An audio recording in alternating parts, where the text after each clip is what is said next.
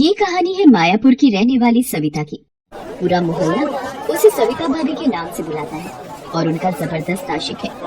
वो भी क्यों ना, सविता भाभी ने अपनी अदाओं से सभी के दिल पर जादू जो चला रखा है। वो जिधर से भी गुजरती, उनकी अदाओं को देखकर सभी के मुंह से आए भरते हुए एक ही बात निकलती, सविता भाभी को फुर्सत में बनाया गया है। आज सुबह सुबह सविता भाभी ऐसे तैयार हो रही थी जैसे कि उन्हें किसी शादी में जाना हो। उसके पति आलोकनाथ ने जब उसे इस तरह से तैयार होते देखा तो उसने उसे टोक भी दिया। अरे इतना तैयार होने की क्या जरूरत है, पास वाले जनरल स्टोर तक ही तो जाना है। आलोकनाथ की बात सुनकर सविता भाभी ने उसे घूर कर देखा और कहा, आप ज्यादा चबर चबर मत करो और मुझे मत सिखाओ कि मुझे कितना तैयार होना है कितना नहीं। खुद तो मंदिर के बाहर बैठे भिखारी की तरह रहते हो और चाहते हो कि मैं भी तुम्हारी तरह ही रहूं। सविता की बात सुनकर आलोकनाथ चुप हो गया। उसके बाद सविता ने सामान की लिस्ट ली और पप्पू जनरल स्टोर की तरफ चल पड़ी। मोहल्ले के वो लोग जो हमेशा उसे काटते रहते थे, उसे देखते ही उसे सुनाते हुए बोले, आज तो सुबह सुबह ही सविता भाभी के दर्शन हो गए, पूरा दिन शानदार गुजरेगा। सविता भाभी उन लोगों की बातों को मुस्कुराते हुए सुन रही थी और पप्पू जनरल स्टोर की ओर बढ़ती चली जा रही थी। वो जनरल स्टोर पहुंची और मुस्कुराते हुए दुकान मालिक से कहा, गुड मॉर्निंग। अपने बही खातों में उलझे पप्पू ने जब सविता भाभी की आवाज सुनी तो अपने गंदे दांतों को निपोड़ते हुए उससे कहा, आज तो वाकई गुड मॉर्निंग हो गई सविता भाभी। सविता ने उसकी बातों का जवाब अपनी कातिलाना मुस्कुराहट से दिया। फिर सविता ने पप्पू जनरल स्टोर वाले को अपने साथ लाई सामानों की लिस्ट दी और उससे कहा, पप्पू भैया जरा मेरा सामान जल्दी से पैक कर दो, उनको ऑफिस जाना है। अरे सविता भाभी भैया मत बोलिए, पप्पू बोलिए ना, अच्छा लगता है। अरे वही पप्पू जी। जी नहीं, सिर्फ पप्पू। अच्छा बाबा पप्पू। हाय हाय सविता भाभी, आपके मुंह से अपना नाम सुनकर कुछ कुछ होने लगता है। उसकी बातों को सुनकर सविता खिलखिलाकर हंस पड़ी। सिर्फ कुछ कुछ ही होता है पप्पू जी। सविता ने ये बात इस अंदाज में और लंबी लंबी सांसें लेते हुए कहा कि पप्पू झेप सा गया और सविता से कहा, सविता भाभी मैं घर पर भी डिलीवरी देता हूँ, अगली बार से सिर्फ कॉल कर दीजिएगा, बंदा आपकी खिदमत में हाजिर हो जाएगा। बंदा? मेरा मतलब है आपका सामान आपके घर तक पहुँच जाएगा। फिर पप्पू ने सारा सामान उन्हें दिया और 4000 रुपए का बिल सविता को थमा दिया। बिल देखकर सविता ने कहा कि क्या पप्पू जी, आपने कोई छूट नहीं दिया क्या? आपको तो पता है मैं आपकी परमानेंट ग्राहक हूँ। अरे ऐसा नहीं है सविता भाभी, मैंने तो आपको पूरी छूट दी है। वो क्या है ना कि पूरे 4 महीने का बिल है ना, इसलिए इतना अधिक है। ओह, मैं तो भूल ही गई थी। अच्छा इसे भी लिख लीजिए, अगले महीने सारा क्लियर कर दूंगी। सविता की बात सुनकर पप्पू उसकी तरफ घूर कर देखने लगा तो सविता ने कहा, कोई प्रॉब्लम तो नहीं है पप्पू जी? प्रॉब्लम? अरे नहीं नहीं। सविता ने अपना सामान उठाया और फिर से एक कातिलाना मुस्कान देती हुई वहां से चली गई। ये उसकी अदाओं का जलवा ही था कि पूरे 1 साल से वो बिना किराया दिए ही किराए के मकान में रह रही थी।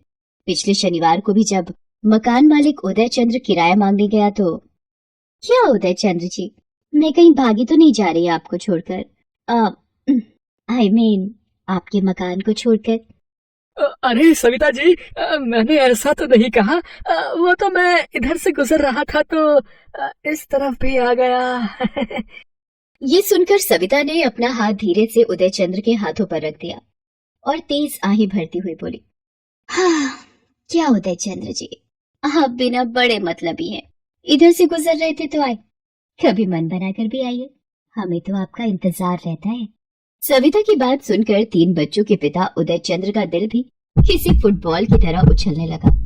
वो उस दिन भी बिना किराए लिए सविता के यहाँ से वापस चले गए। इस तरह ना जाने कितने लोगों से सविता ने बिना पैसे दिए अपना काम निकाल लिया था। उसका पति जो बहुत ही सीधा था और मामूली तनख्वाह पर नौकरी करता था, उसे ये सब बिल्कुल पसंद नहीं था, लेकिन सविता ने उसे पूरी तरह दबा कर रखा हुआ था। एक दिन की बात है, आलोकनाथ रात को अपने ऑफिस से लौट रहा था तो उसको मोबाइल पर किसी अननोन नंबर से फोन आया। हेलो, आलोकनाथ जी बोल रहे हैं? जी, आप कौन? अरे आलोकनाथ जी, नाम में क्या रखा है? वो आपसे एक काम था। जी कहिए ना। उसके बाद उस आदमी ने जो कहा उसे सुनकर आलोकनाथ को ऐसा लगने लगा कि वो कहीं जाकर अपना सिर पटक ले। बार बार उसके कान में उस आदमी की वही बात गूंज रही थी। अरे शर्माइए मत आलोकनाथ जी, खुलकर बोलिए ना, क्या है आपकी बीवी का रेट? देखिए, मैं आपसे तमीज से बात कर रहा हूँ और आप हैं कि मेरी पत्नी के बारे में उल्टी सीधी बातें कर रहे हैं। अरे ऐसा क्या कह दिया मैंने? पूरे मोहल्ले में आपकी बीवी की अदाओं के चर्चे हैं। अरे हम तो सिर्फ उन अदाओं की कीमत पूछ रहे हैं। आलोकनाथ क्या जवाब देता? उसने फोन काट दिया। उस दिन के बाद तो कोई न कोई उसके फोन पर कॉल करता और उसकी पत्नी का रेट पूछता। एक दिन तो मोहल्ले का एक आदमी जिसका नाम अमर था, उसने सामने से ही आलोकनाथ से ये बात पूछ दी। ये आप क्या बकवास कर रहे हैं अमर जी? भला इस तरह की बात कोई करता है क्या? आपको पता नहीं हम लोग कितने सीधे साधे लोग हैं। अरे किस बात पर इतना भड़क रहे हैं आप? हैं मैंने ऐसा क्या गलत पूछ लिया? पूरे मोहल्ले के लोगों के साथ आपकी बीवी को छर्रे उड़ाती है, ये बात आपको पता नहीं है क्या? बड़े आए सीधे साधे लोग हैं। आलोकनाथ का सिर शर्म से जमीन में गड़ गया। उस दिन उसने तय कर लिया कि चाहे कुछ हो जाए, वो अपनी पत्नी से इस बारे में जरूर बात करेगा। घर पहुंचते ही उसने अपनी पत्नी से इस बारे में कहा और ये भी बताया कि लोग उसके बारे में क्या सोचते हैं। उसकी बातों को सुनकर सविता चिढ़ गई। आप भी ना बड़े नैरो माइंड के हो। अरे औरत किसी से हंसकर बात कर ले तो ऐसा क्या गुनाह कर दिया? सविता, बात ये नहीं कि तुमने हंसकर बात की, बात ये है कि तुम्हारी हंसी का क्या मतलब लगाया जा रहा है। जिसको जो मतलब लगाना है लगाने दो। और हाँ, मेरी इस हंसी के कारण पूरे 1 साल से बिना किराए दिए इस घर में रह रहे हो। राशन वाले को राशन का पैसा नहीं देना पड़ता, दूध वाला भी फ्री में दूध दे रहा है। अगर मैं इस तरह ना हंसू बोलूं तो तुम्हारी मरियल तनख्वाह में तो सूखी रोटी भी नसीब ना हो, और छत की बात तो दूर ही समझो। सविता, जिसकी जितनी चादर हो उतना ही पैर फैलाना चाहिए। माना कि मैं कम कमाता हूँ, लेकिन इतना भी कम नहीं कमाता कि तुम्हें पेट भर ना खिला सकूं। प्लीज तुम ये सब करना छोड़ दो, इससे तुम्हारी बदनामी होती है। देखिए, आप अपना लेक्चर बंद करिए और मुझे जो करना है करने दीजिए, नहीं तो मैं घर छोड़कर चली जाऊंगी। आलोकनाथ अपनी पत्नी को बहुत प्रेम करता था। वो उसकी भलाई चाहता था, लेकिन वो तो अपनी धुन में रहती थी। हालांकि उसकी पत्नी ने कभी कोई गलत काम तो नहीं किया था, लेकिन उसकी छवि गलत बन गई थी। लेकिन उसे पता नहीं था कि एक दिन उसकी यही छवि उसे कितना शर्मसार करने वाली है। एक दिन जब वो घर में अकेली थी, तभी 2 लोग उसके घर का दरवाजा खटखटाने लगे। उसने दरवाजा खोला तो 2 अनजान लोगों को दरवाजे पर खड़ा देखा। वे दोनों नशे में थे। यहाँ कोई सविता रहती है क्या? मैं ही हूँ सविता, बोलिए क्या काम है? काम तो वही है जो पूरे मोहल्ले के साथ तुम करती हो, बस वो हमें तुम्हारा रेट पता नहीं है, जरा वो बता दो तो काम हो जाएगा। हाँ? उन दोनों लोगों की बात सविता ने जब सुनी तो उसे बहुत गुस्सा आया। ये क्या बकवास है? होश में तो हो तुम दोनों? पूरे मोहल्ले को मदहोश कर रखा है और हमें होश में रहने को कह रही हो। ये कहकर वे दोनों सविता से बदतमीजी करने लगे।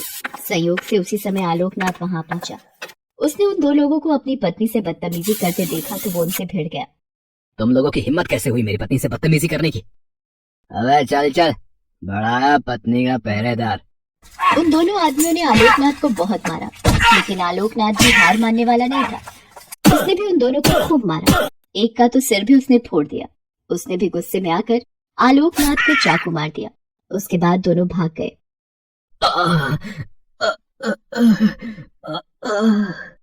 आलोकनाथ के पेट से खून निकल रहा था। कराते कराते वो बेहोश हो गया।